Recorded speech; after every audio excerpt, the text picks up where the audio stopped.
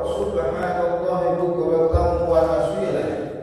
Inni wajjahtu wajhiya lilladzi fatara as-samawati wal arda hanifan musliman wa ma ana minal musyrikin. Lanjut ke next terus.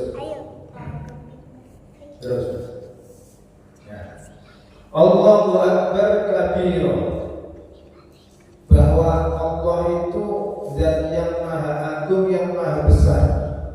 Kalau di dalam kitab Nasoihul Ibad, ketika orang itu jauh dari dosa-dosa, itu akan menjernihkan hati seseorang, sehingga untuk memikirkan tentang kuasa Allah itu mudah. Dicontohkan di situ, kita contohkan saja bagaimana proses kejadian manusia. Pasti manusia akan bisa menyebut Allahu Akbar. Bayangkan kita yang hidup ini ternyata berasal dari tanah kemudian berubah menjadi sperma kemudian menjadi segumpal darah dan segumpal daging. Kalau dulu kita mungkin janggal ketika mendengar bahwa Nabi Adam itu dari tanah, tapi setelah kita pikir ternyata ya benar, kita ini kan dari saripati tumbuhan itu yang tumbuh di atas tanah dan makanannya adalah saripati tanah. Kemudian tumbuhan dimakan manusia berubah menjadi sperma. Nah, disitulah maha kuasanya Allah. Allahu Akbar. Walhamdulillah katsiran. Next verse, Mas. Wasabbihuhu bukratan wa asila. Ini dalil apa? Doa kita yang awal. Kita disuruh bertasbih kepada Allah tidak hanya pagi tapi sepanjang hari. Bukratan wa asila, pada pagi dan petang bahkan malam. Terus, Mas. Inni wajjahtu wajhiya lilladzi fatara as-samawati wal arda hanifan musliman wa ma ana minal musyrikin. Qul inna sholati wa nusuki wa mahyaya wa mamati lillahi rabbil alamin. Ini dalil yang mendukung daripada doa iftitah yang awal, bahwa doa iftitah yang awal itu kebanyakan diambil dari ayat-ayat Al-Quran, yaitu inna sholati wa nusuki wa mahyaya wa mamati lillahi rabbil alamin la syarika lahu wa bidzalika umirtu wa ana awwalul muslimin. Terus, Mas.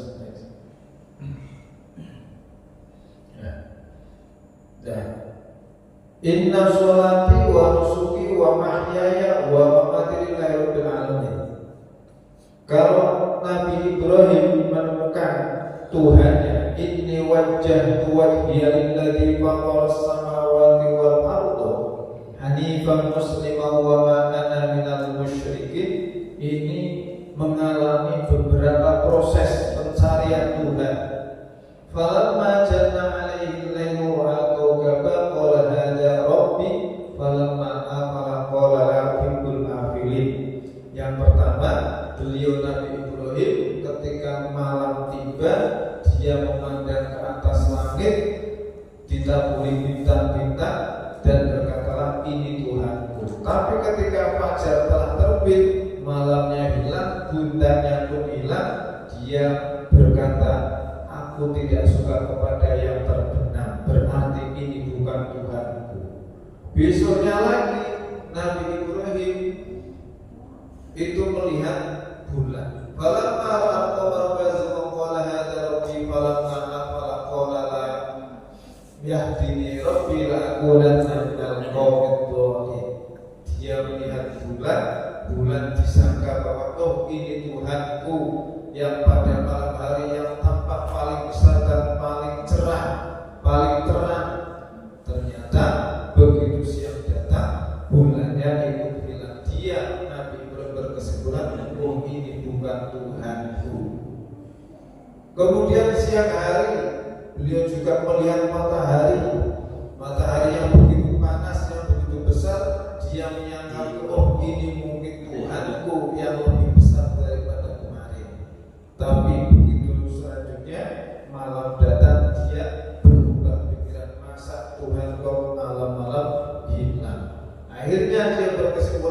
inni wajjahtu wajhiya lilladzi fataras samawati wal arda hanifan musliman wa ma ana minal musyrikin. Dia bersifat aku hanya akan menghadap kepada Tuhan yang telah menciptakan langit dan bumi dengan pasrah. Wa ma ana minal musyrikin, dan aku tidak akan menyekutukannya. Ini adalah doa iftitah dan takbir.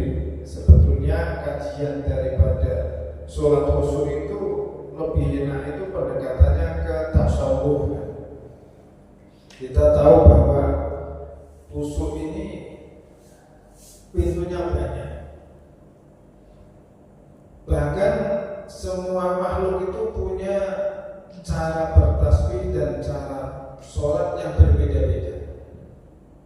Alam tara anna Allah sabihul ma fis samawati wal ardi wat tayru sawfa kullu qad alima sholatahu wa tasbihah. Tidakkah engkau lihat bahwa semua yang di bumi itu bertasbih kepada Allah dan bersolat, dan masing-masing punya caranya tersendiri untuk solat dan bertasbih. Jadi tumbuh-tumbuhan, batu-batu bertasbih, mereka juga bersolat. Nah, caranya beda-beda. Manusia pun caranya solat dan tasbih itu kualitasnya beda-beda. Jadi nggak bisa disamaratakan antara sholat muslim yang satu dengan muslim yang lain, itu mesti kualitasnya berbeda-beda. Nah, kita ini selama ini belajar mengenai khusyuk yang diraih dengan cara yaitu memahami, menghafal ataupun mengerti kata-kata kalimat yang ada di dalam sholat. Tujuannya apa? Gambarannya begini ya. Kalau ada binatang ternak, kalau ada kambing yang liar, biasanya perlu yang namanya tambak, tali, biar tidak kabur, biar tidak lari. Begitu juga pikiran kita ini kan masih liar kemana-mana. Makanya perlu didikan yaitu dengan penguasaan arti ataupun memahami kalimat yang kita baca dalam sholat, sehingga pikirannya dia fokus di dalam sholat tersebut. Jadi fungsi daripada kita menghafalkan, memahami kalimat-kalimat yang di dalam sholat yaitu sebagai tali pengikat supaya pikiran kita tetap fokus khusyuk di dalam sholat. Nah, kalau tidak kita dibantu dengan penguasaan arti, ya berat. Tapi tetap ada juga yang bisa. Ada yang orang itu menghadap kepada Allah yang pintunya macam-macam. Ada pintu mahabbah, ada pintu rojah, ada pintu khauf. Ketika seseorang dipanggil oleh presiden, itu pasti motivasinya beda-beda. Ada yang motivasinya itu karena cinta, senang, langsung berangkat menghadap presiden. Ada yang motivasinya takut karena menjadi bawahannya, menjadi stafnya. Begitu dipanggil, belum jabat saja sudah langsung datang, siap. Itu takut. Ada juga yang merojak, saya menghadap presiden tujuannya mengharap diberi posisi. Nah, ini sama ketika kita sholat menghadap Allah, itu ya latar belakangnya beda-beda juga. Artinya umpamanya kita tidak sampai hafal arti-artinya karena sudah penuh memori kita dengan berbagai macam problem kehidupan, dan usaha kecil hati, tapi tetap berusaha. Dulu ada kisah itu, seseorang orang sederhana, orang bodoh ya. Suatu hari beliau ini meninggal dunia. Setelah meninggal dunia, kuburannya itu terang. Orang kampung itu sampai bingung, ini amalannya apa? Bahkan ini padahal dilihat ya ibadahnya biasa-biasa saja, bahkan ngaji tidak bisa. Nah, ini terus ditanyakan pada keluarganya, sebetulnya amalan bapaknya apa? Kok sampai kuburannya itu kok sangat terang dan memiliki keistimewaan? Akhirnya keluarganya mikir, ini jadi apa Dipikir-pikir ternyata apa yang diamalkan. Setiap malam hari tengah malam si bapak ini itu mesti megang Al-Quran, dan Al-Qurannya tidak dibaca tapi didekam sambil menangis, bahkan pokoknya sampai basah kena air matanya. Dia tidak baca, dia tidak bisa baca, tidak paham isinya, tapi dia sangat senang dengan Al-Quran sampai didekam dan nangis membasahi Al-Quran. Ini berarti masuk, dia masuk lewat pintu mahabbah. Jadi kalau dengan senang kalian sama Allah, ya berangkat. Umpamanya tidak apa-apa, karena masuk surga itu pintunya tidak satu tok, banyak pintunya. Nah inilah sekedar paparan yang sangat sederhana. Mudah-mudahan manfaat barangkali ada yang perlu ditanyakan, monggo.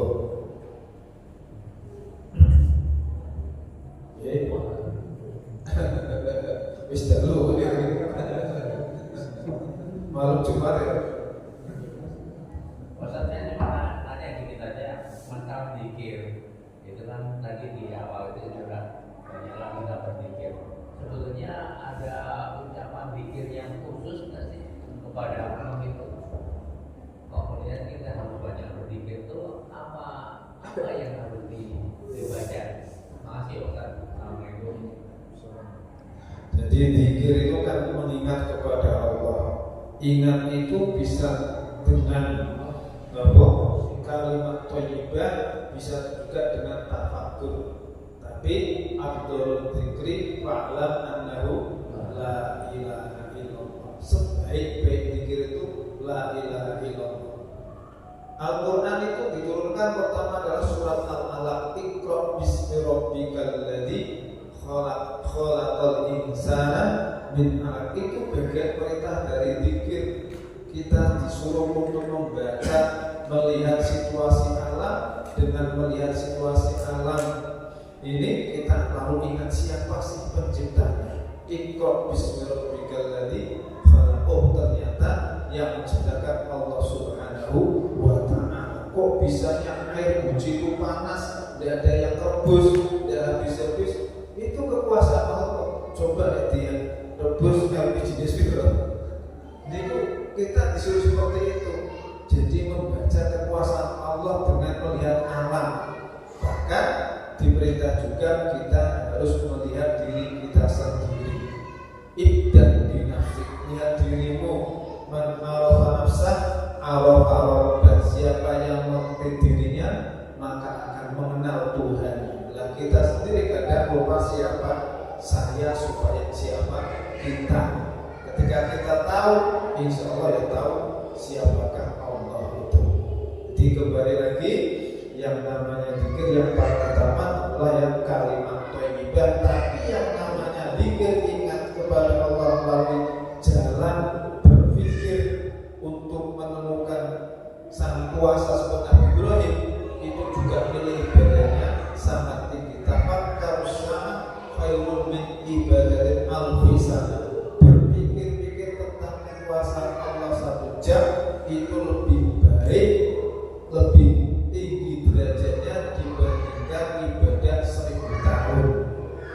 Ini makanya kudu disempat-sempatkan kita ini setiap hari berpikir tentang kekuasaan Allah. Yang banyak ya lupa saya nggak mikir, yang mikir berdua. Jadi bagaimana ini?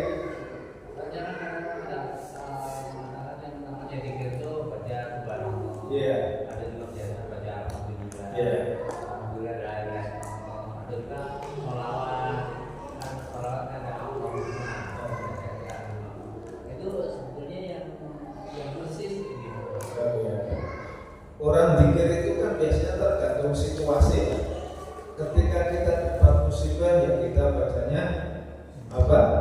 Istirja, innalillahi. Ketika dapat nikmat, alhamdulillah, alhamdulillah. Ya. Ketika kita melakukan maksiat, istighfar, astagfirullah, astagfirullah. Ketika kita melihat sesuatu yang mengagumkan, subhanallah, subhanallah. Tapi kembali lagi, semua itu muaranya la ilaha illallah. Itu membaca sholawat ya beda-beda. sholawat nariyah ketika kita punya kebutuhan hajat, ada sholawat tibil qulub ketika kita menderita sakit, ada lagi sholawat mahabbah, macam-macam. Jadi ulama dulu itu sudah memikirkan kita seperti dibuatkan sholawat-sholawat yang macam-macam. Tapi intinya sholawat itu ya Sallallahu ala Muhammad, sholawat Jibril gitu ya. Adapun yang lain redaksinya itu istilahnya karangan ulama-ulama tasawuf. Nah, itu gimana ini? Kamu tadi, oke?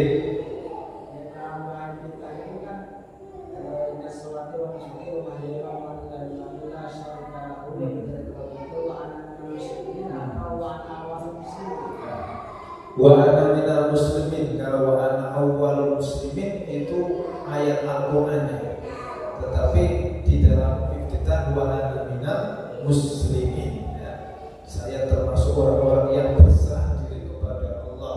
Inna sholati wa nusuki wa mahyaya wa mamati lillahi ta'ala. Ini kalau kajiannya syariat, sesungguhnya sholatku, inna sholati wa nusuki, dan ibadahku, wa mahyaya, dan hidupku, wa mamati, dan matiku, lillahi rabbil alamin, semua hanya untuk Allah. Jadi sholatnya dengan ibadah murid mati kabeh gawe Gusti Allah. Tapi ketika pendekatannya tasawuf, inna sholati wa nusuki wa mahyaya wa mamati lillahi alamin, bahwa sholatku, ibadahku, hidupku, dan matiku, semua itu karena Allah. Saya bisa sholat karena Allah, saya ibadah ya yang menjalankan Allah, saya hidup ya yang menurunkan Allah. Bukan untuk Allah, tapi kita yang diberi Allah. Dan disitulah kadang bedanya antara syariat dan tasawuf. Kata segitu ya, masih yakin? Berikut ya.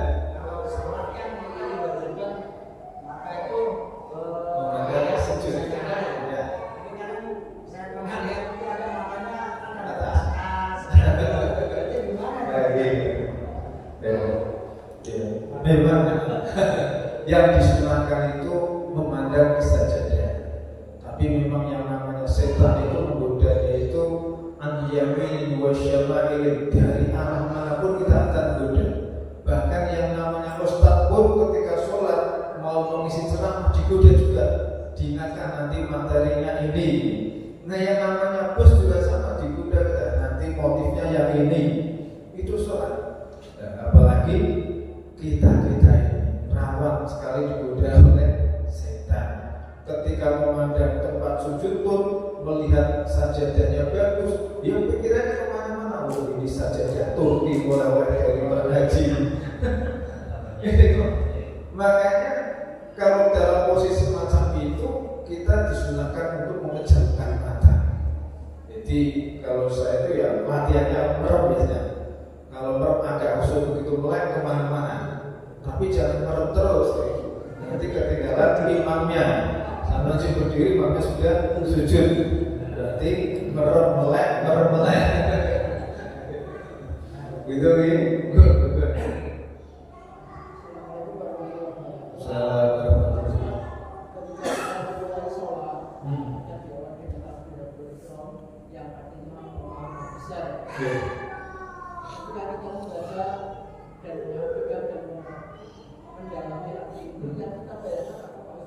Kita bisa apa ya masukkan sekali melakukan semacam itu sehingga kita bisa mana yang kita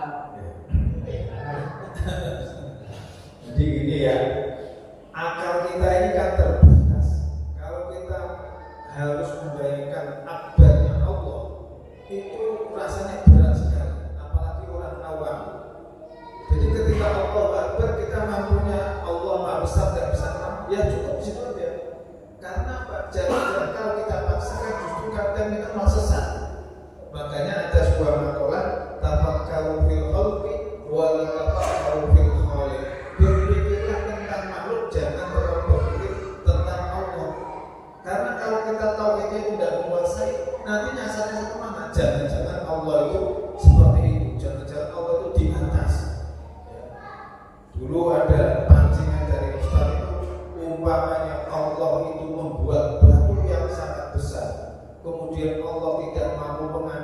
itu bisa apa tidak?